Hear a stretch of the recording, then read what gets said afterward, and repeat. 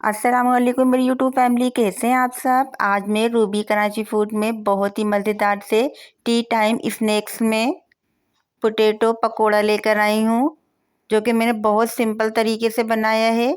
मज़ेदार से ही पकोड़े झटपट से तैयार हो जाते हैं। चलिए करते हैं रेसिपी को स्टार्ट। ये हमने बॉयल आलू ले लिए हैं।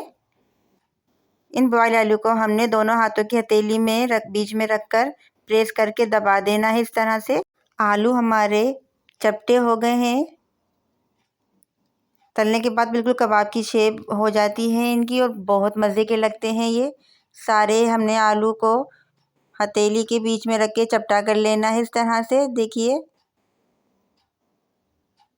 सारे आलू हमारे तकरीबन चपटे हो गए हैं, कबाब जैसी शेप हो गई है। अभी हमने कोई स्पाइसी इसमें ऐड नहीं किया है, सिर्फ अभी आलूओं को हमने चपटा किया है। अब हम आ जाते हैं इनकी स्पाइसेस की तरफ। सबसे पहले हमने आलू के ऊपर लाल पिसी हुई मिर्चों को स्प्रिंकल कर देना है। ये देखिए 2 चुटकियों में लेकर स्प्रिंकल कर देना है। इजीली स्प्रिंकल हो गया है। अब हमने इसमें नमक को स्प्रिंकल करना है इसी तरह से ही। सारे आलू पे स्प्रिंकल हो गया है नमक भी। अब हमने साइड चेंज कर देनी है। उंगली की मदद से हमने प्रेस करके इस पर लगा दिया ताकि हटे नहीं। साइड चेंज कर देनी है बिल्कुल इसी तरह से ही। दोबारा से हमने ये स्टेप करना है। नमक लगा लिया है हमने। सब आलू पर नमक लगाने के बाद इसी तरह से ही हमने लाल मिर्चों को भी स्प्रिंकल कर देना है। आप चाट मसाला भी स्प्रिंकल कर सकते हैं, बहुत यमी लगते हैं। अब हमने आलू की कोटिंग तैयार करनी है, जिसके लिए बेसन ले लिया। स्पाइसेस में हमने ज़ीरा, नमक, पिसी हुई मिर्च और कुटी हुई मिर्च ले ली है, जो बेसन में हमने ऐड कर देना है। ऐड करने के बाद हमने मिक्सिंग कर देनी है। मिक्सिंग करने के बाद पानी ऐड कर लेना है और थिक सा पेस्ट बना लेना है। थोड़ा थोड़ा करके पानी को ऐड करेंगे ताकि अच्छे से हमारा बैटर तैयार हो जाए कोटिंग का। ये देखिए अच्छे से मिक्सिंग हो गई है। थोड़ा सा पानी और ऐड कर लिया है ताकि थिक सा बैटर तैयार हो जाए। अभी हम आपको इसकी कंसिस्टेंसी दिखा देते हैं। कंसिस्टेंसी थिक होनी चाहिए। ये देखिए हम दिखा देते हैं, इस तरह की कंसिस्टेंसी है इसकी।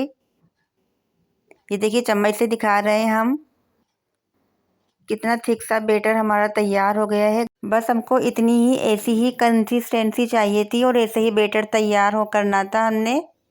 अच्छे से घोल हमारा तैयार हो गया है। अब हम फ्राई करेंगे। फ्राई करने की तरफ आ जाते हैं, जिसके लिए हमने एक पैन में कुकिंग ऑयल को ऐड कर लिया है।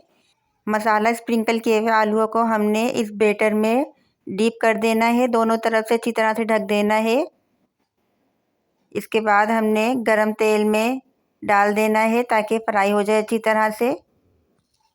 बारी बारी हमने सारे पोटैटो को हॉट ऑयल में ऐड कर दिया है। तेल हमारा गर्म ही होना चाहिए ताकि अच्छे से फ्राई हो जाए।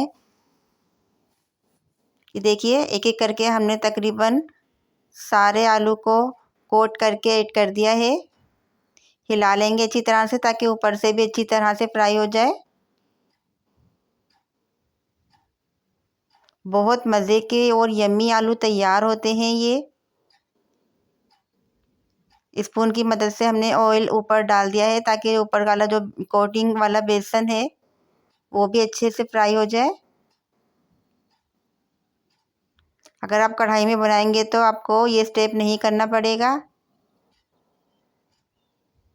साइड चेंज कर देनी है अब हमने। तमाम पकौड़ों की साइड को केयरफुली चेंज कीजिएगा, क्योंकि तेल जो है हमारा बहुत गर्म है। छींटे आने का डर रहता है। ये देखिए सारे आलू की साइड को हमने चेंज कर दिया है और दोनों साइडें अच्छे से कुक हो गई हैं, फ्राई हो गई हैं। अब हमने एक एक करके निकाल लेना है, डिश आउट कर लेना है तमाम आलू के पकौड़ों को।